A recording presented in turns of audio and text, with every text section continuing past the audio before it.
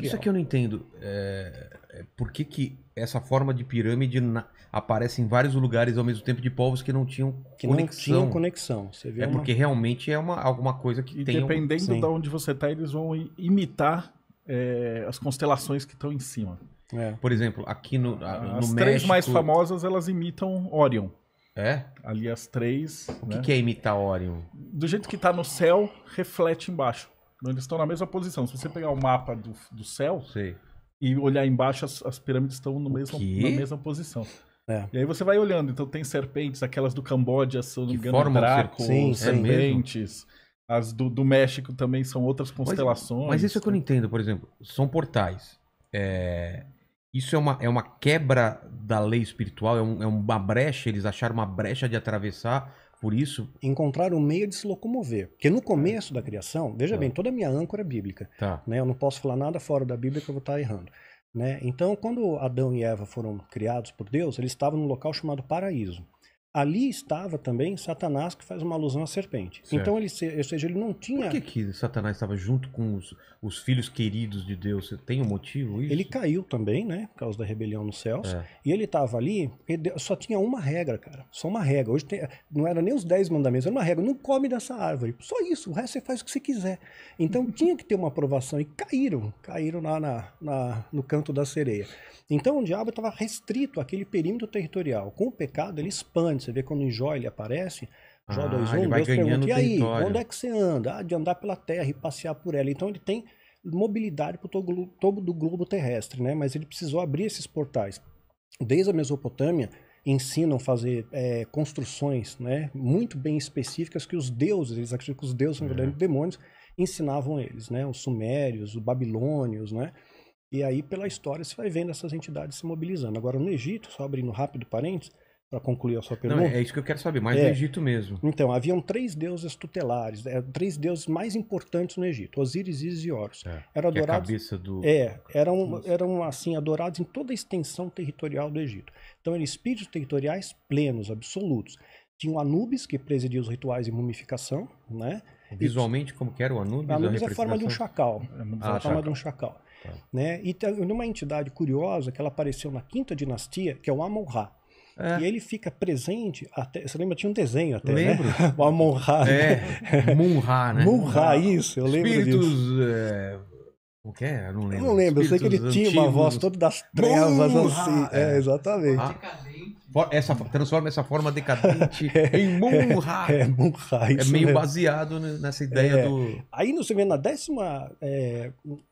foi na 18ª dinastia, você vai ver numa tumba de um faraó chamado Tutmés III, descritos feito sobre a entidade Amon-Ra. Diz alguma coisa como eu, Amon-Ra, senhor do trono das tuas terras, ou seja, do Alto Egito e do Baixo Egito, te abençoe em nome de Ra, em meu nome, em nome de Ra, por toda a eternidade. Então ele coloca em meu nome, em nome de Ra. Haviam 2 entidades, o Amon e o Ra.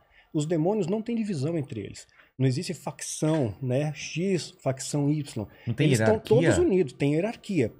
Mas eles trabalham juntos. Né? Não tem divisão. Ah, não tem? Não tem, né?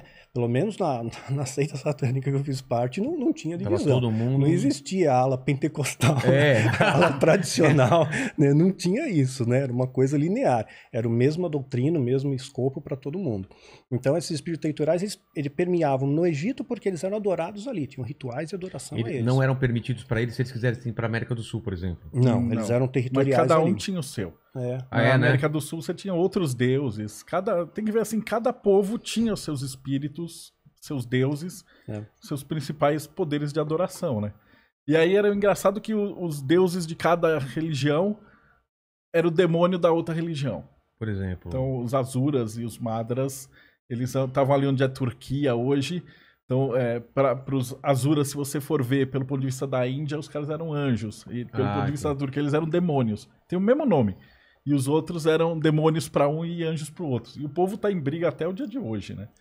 Então a gente vai ter um monte de relato de anjo, demônio ensinando coisa, anjo ensinando Eu queria entender mais essas coisas de portais que vocês estavam falando, tipo Stonehenge, pirâmides.